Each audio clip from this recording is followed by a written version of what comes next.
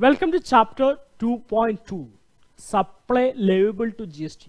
So in the earlier chapter, we had studied what is a supply, what are the forms of supply, what is the definition of goods or services, and two factors that are important for becoming a supply. That is one consideration, and another is it should be in the course of furtherance of business. In this chapter, we will see whether all supplies will be liable to GST. See, for becoming liable to GST, it should be made by a taxable person, and it should be a taxable supply as per the GST Act. We will see what is a taxable supply, and it should be done in the taxable territory. So when all these factors are compliant, then only it will be liable to GST. Clear?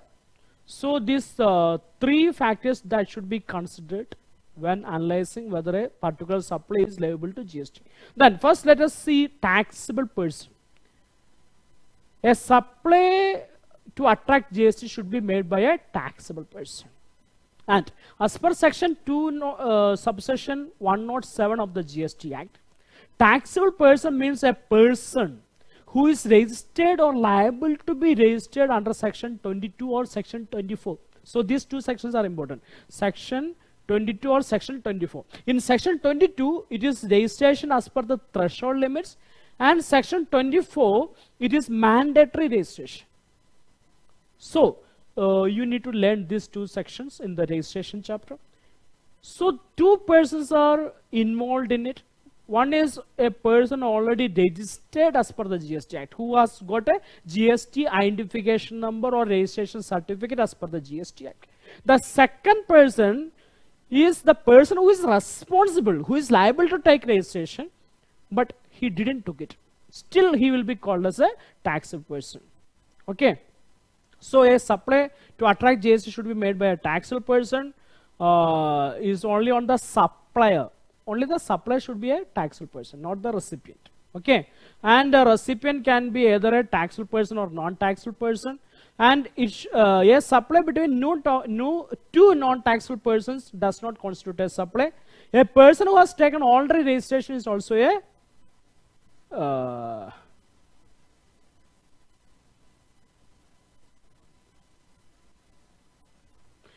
person who has taken a already registration is also a taxable person. Okay, so hope it is clear.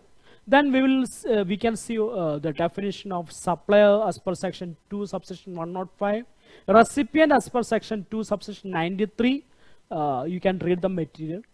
Then person, which are the persons who are coming under the GST Act. It includes individual, HUF, company, limited liability partnership, association of persons or a body of individuals, corporations, body corporates, a cooperative society, local authority, government bodies, trust. Any person can be responsible to take registration as well as to collect and pay GST to the government. So it is explained under section 2 subsection 84 of the CGST Act. So hope you have got the definition of who is a taxable person. Then let us go to taxable supply. Taxable supply is defined under section 2 subsection 108 of the CGST Act 2017. Taxable supply means a supply of goods or services or both, which is liable to tax under Central Goods and Service Tax Act 2017. So when you go to HSN list where goods are listed, or if you go to SAC list where services are listed, you can see the goods and their respective tax rate, GST rate. So you want to check the concerned HSN or SAC. If it is goods, HSN; if it is services, SAC. Then you will get know how much is the tax rate. Okay. So a taxable supply means which is chargeable under the GST Act, and there may be exemptions given to specific goods or services. So you should be very careful with the exempted goods or services which is listed in Schedule 3 of the Act. Then, so the second condition is taxable supply. The third condition is taxable territory. Okay, it should be undertaken in the taxable territory as per section 2 subsection 109. So a taxable territory means the territory to which the provisions of the CGST Act apply. So here, you want to note down what is India? India means the territory of the Union as referred to in clause 2 and 3 of the article 1 of the Constitution. So again you want to go to the Indian Constitution. Then its territorial waters, continental shelf, exclusive economic zone or any other maritime zone as defined in the territorial waters, continental shelf, exclusive economic zone and other maritime zones 1976. Okay. Maritime Zones Act 1976.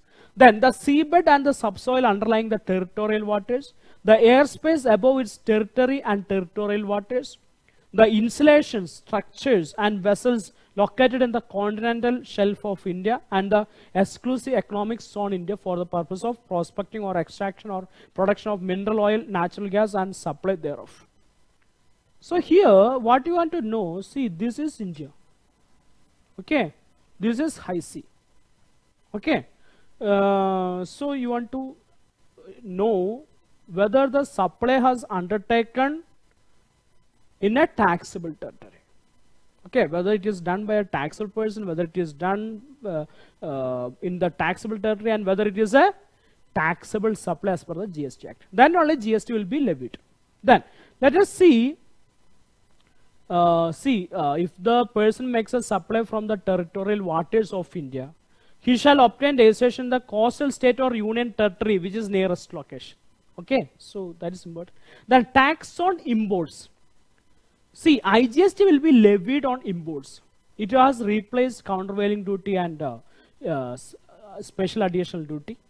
Okay, and full and complete set off is available as input tax credit. Then import of services not for in the course or furtherance of business.